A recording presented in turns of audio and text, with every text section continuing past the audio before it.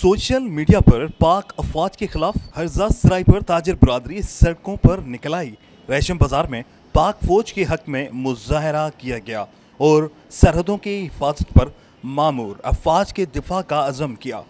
शहर के सबसे बड़े बाजार रेशम बाजार में अंजुमन दुकानदारान के सदर तारिक शेख की क़यादत में मुजाहरा किया गया, जिसमें जनरल सेक्रेटरी वक्कारुद्दीन उर्फ विक्की, मोहम्मद अल्ताफ कुरैशी, इलियास अजमेरी, अब्दुल हक शेख, मुन्नवर अली सिद्दीकी समेत ओहदेदारान व दुकानदारों ने शिरकत की।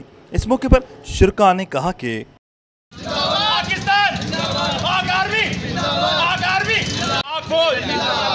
कदम बढ़ाओ,